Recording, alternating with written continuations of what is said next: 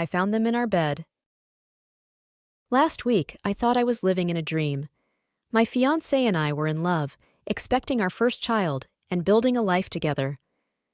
Ever since we found out in May that she was pregnant, my world had revolved around the future we were creating. I spent hours imagining what our baby would look like, what their first words would be, how it would feel to hold them for the first time. Life felt like it couldn't get any better. Being an essential worker, I've had to balance work and family, often traveling for my job. While it was never easy to leave her, especially with her pregnancy, I knew it was temporary, and we'd soon settle into our new roles as parents. Last week, I was scheduled to be away for the entire week, but a last-minute change allowed me to finish early. Excited by the opportunity to surprise her, I decided to make the drive home. The 8-hour journey turned into a grueling 14-hour ordeal due to heavy traffic and poor timing, but I was fueled by the thought of seeing her face light up when I walked through the door. When I finally arrived home, exhausted but eager to surprise her, I opened the door quietly and made my way upstairs. The sight that greeted me is something I will never forget. She was in our bed with her coworker, one of the anchors at the news station where she worked. They didn't even notice me at first. I stood there frozen, unable to process what I was seeing. When they finally saw me, the room erupted into chaos. He scrambled to put his clothes on and left without a word. She sat up, her face pale, stammering excuses about how it wasn't what I thought, and begging me not to jump to conclusions. But there was no other way to interpret what I'd just witnessed. I couldn't stay. I grabbed my car keys and left without saying a word. I drove aimlessly for what felt like hours before calling a friend who offered me his couch. For the next few days, I couldn't sleep, couldn't eat, couldn't think of anything but the betrayal. How could she do this to me, to us, to the family we were building? When I finally answered her calls, her explanations felt like knives. She admitted that the affair had been going on for over a year and tried to justify it by claiming that the passion in our relationship had faded. It was a lie, an excuse to absolve herself of guilt, and I saw through it instantly. Worse still, she never once apologized. Instead, she tried to turn the blame on me, as if her betrayal was somehow my fault. The worst blow came when she admitted she wasn't entirely sure the baby was mine. She insisted they'd always used protection, but her hesitation spoke volumes. She refused to do a DNA test until after the baby was born. My lawyer, a family friend, was certain her reluctance meant she suspected the child wasn't mine. The uncertainty consumed me, adding another layer of pain to an already unbearable situation. I began moving my things out of the house, though it felt more like running away. The house we had made into a home now felt tainted, filled with memories that no longer brought me comfort. Selling it became the only option.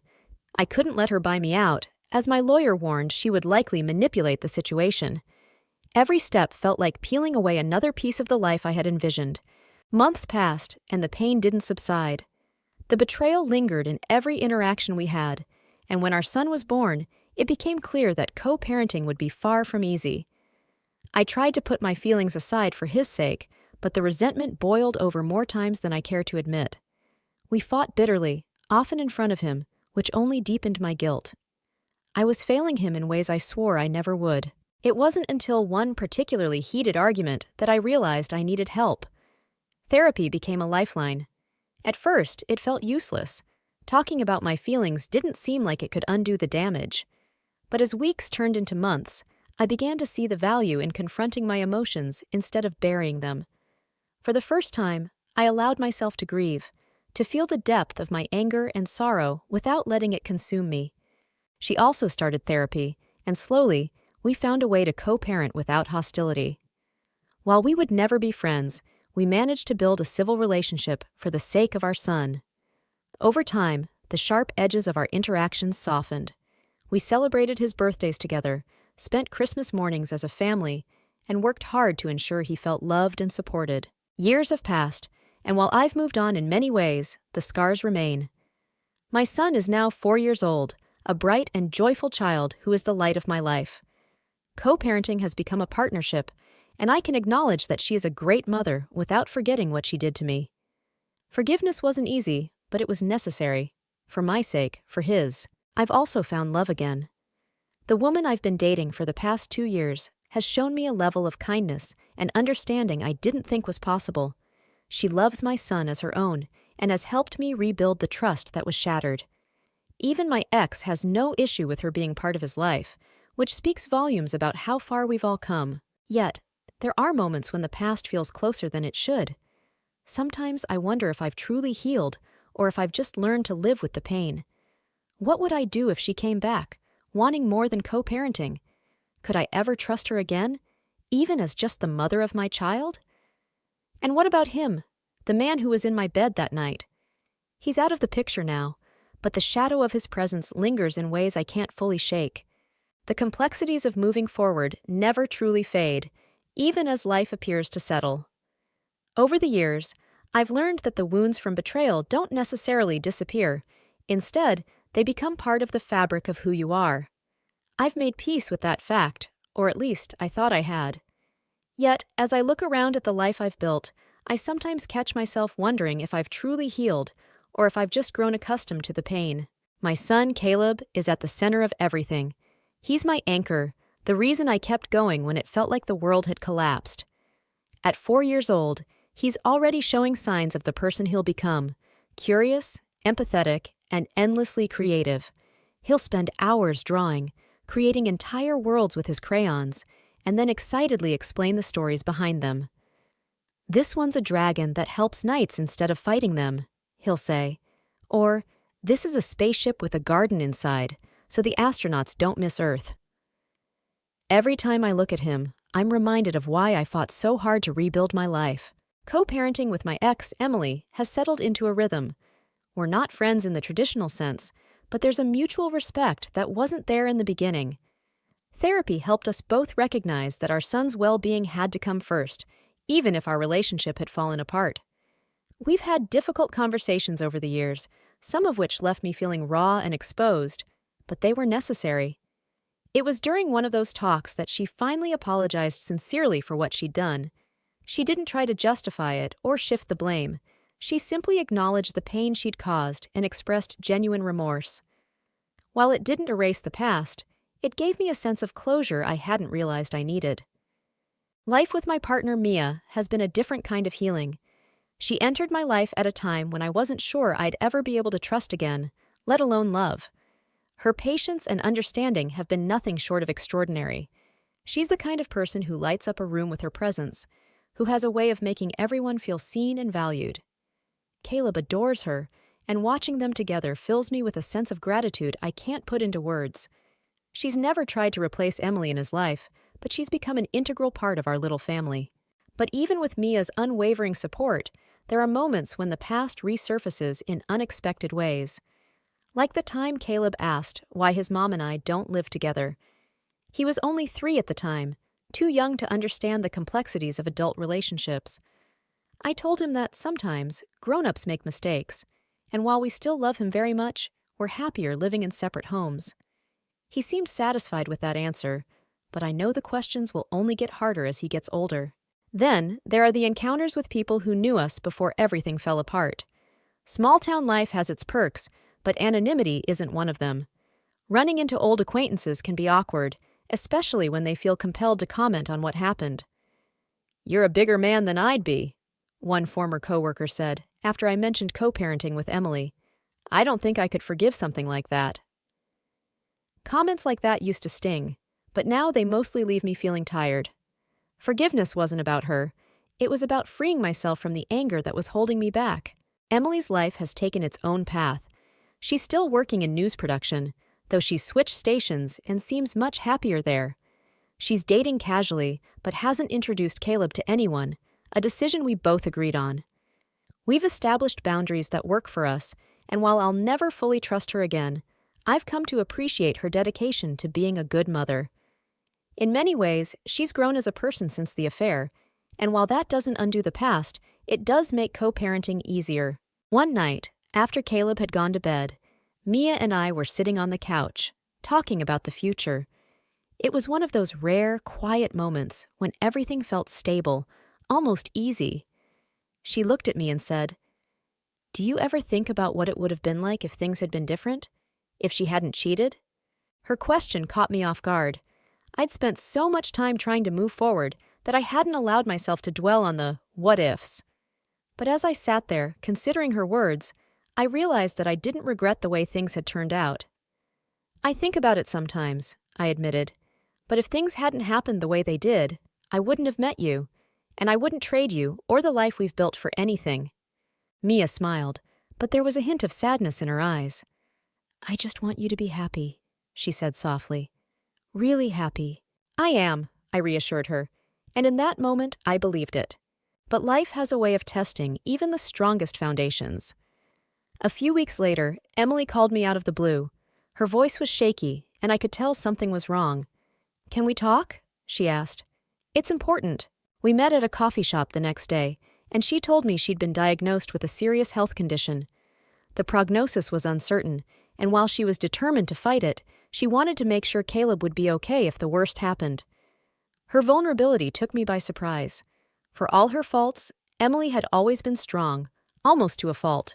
Seeing her like this reminded me that she was human, just like the rest of us. Over the next few months, our co-parenting arrangement shifted as we worked together to ensure Caleb's life remained stable.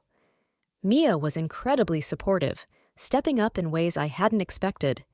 It was a challenging time, but it also brought a strange sense of clarity. Life is fragile, and holding on to bitterness serves no one. Emily's condition eventually stabilized, but the experience left a lasting impact on all of us. It forced me to confront the parts of myself I'd been avoiding, to reevaluate what truly mattered. While I'll never forget the pain she caused me, I've come to see her as more than the sum of her mistakes. She's the mother of my child, a person who has grown and changed, just as I have. As for the future, it remains uncertain. Mia and I have talked about getting married, but I'm hesitant. Not because I don't love her, I do deeply, but because the idea of forever still feels fragile to me. She understands, or at least she says she does, and for now, that's enough. Caleb is growing up fast, and I know the hardest questions are still ahead. One day, he'll want to know the full story of why his parents aren't together, and I'll have to find a way to tell him without burdening him with the weight of our past. It's a conversation I dread, but I also know it's inevitable. For now, I'm focusing on the present, on being the best father I can be, on nurturing the love I've found with Mia, and on continuing to heal. Life is messy and complicated, but it's also beautiful in ways I never expected. And maybe that's enough for now. Have you ever faced a betrayal that completely changed your life? How did you handle it? Share your thoughts and stories in the comments. I'd love to hear how others navigated their way through heartbreak and came out stronger. Don't forget to subscribe for more real-life stories like this one, and let's dive into the conversation below to see what others are saying. Co-parenting wins over revenge. I don't know about you guys, but the kid having two loving parents that co-parent well is pretty much the update I want to hear. At the end of the day, what matters most is the well-being of the child. Sure, we might want to see some dramatic vengeance in a story, but the reality is that raising a happy, secure child requires maturity and cooperation. This update shows that both parents have put their son first, and that's far more satisfying than any revenge plot could ever be. Reddit's dramatic expectations. This is Reddit, damn it! The cheater is supposed to have zero custody of the kid, be in prison, a mental ward, or dead. I'm being sarcastic, of course. People often come to Reddit expecting over-the-top justice served cold, with cheaters cast as villains and wronged parties emerging as triumphant heroes. But real life is messy and nuanced. Sometimes, moving forward without destroying each other is the best path. It's not as theatrical, but it's far healthier for everyone involved, especially the kids. The imaginary tantrum. After throwing a crazy tantrum on the front lawn and assaulting the police that show up. This sarcastic take highlights how much drama people often expect in stories like this. It's almost like we've been conditioned to crave chaos and meltdowns when relationships fall apart. But the real strength lies in avoiding such theatrics and handling things with grace and maturity, even when it's hard. A binge-worthy ending. The Lion, the Witch, and the Audacity, how is there more? It's the best update to end my Reddit binge on. Night, guys and gals. There's something refreshing about a story that subverts expectations and offers a hopeful resolution instead of escalating conflict. For all the drama and heartbreak, this update leaves you feeling like there's light at the end of the tunnel. It's the kind of story that makes you reflect on the complexities of relationships and the potential for healing. Missed opportunities for retribution. To be fair, if he wasn't going to bomb them both, he should have taken the hush money. That's the only bad move in this post. This comment speaks to the darker side of human nature, the part of us that craves vindication and retribution. But while revenge might feel satisfying in the short term, it rarely leads to true healing. Choosing to focus on the child's well-being instead of settling scores is a far more meaningful victory. The child's well-being above all. I like these endings so much more than those where the betrayed person takes cruel revenge against their ex at the cost of their child. If the cheater is a bad parent, it makes sense to protect the child, but if not, the child's well-being, including having their parent, is more important than hurting the cheater. It's easy to let anger and betrayal cloud judgment, but children need love and stability more than anything else. Co-parenting effectively, even with someone who hurt you deeply, is a testament to prioritizing the child's needs above personal feelings. That's the real win in this story. The misplaced apology. I don't know why he apologized to his ex, though. For working too many hours? Like, maybe she should have brought it up, and they should have tried to figure that out instead of her falling on some other guy's penis instead? While the frustration in this comment is palpable, it's also a reminder of how communication could have potentially saved the relationship. Yes, she made an inexcusable choice, but unresolved issues often fester when left unspoken. The apology might seem misplaced, but it's also a reflection of someone trying to take responsibility for their part in the dynamic. The complexities of relationships. Usually, issues in relationships are more than one giant thing, and more complex than one person doing all the bad things. Even if their relationship was so black and white, the breakup sounded messy. He probably did or said things he regrets now. Even if it felt good at the time, even if it was justified, you can still grow up and wish you had handled things differently. Relationships are rarely straightforward. It's rarely just one act of betrayal or one glaring mistake.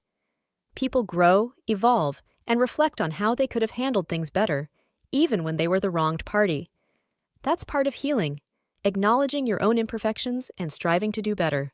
The forgotten layers of blame.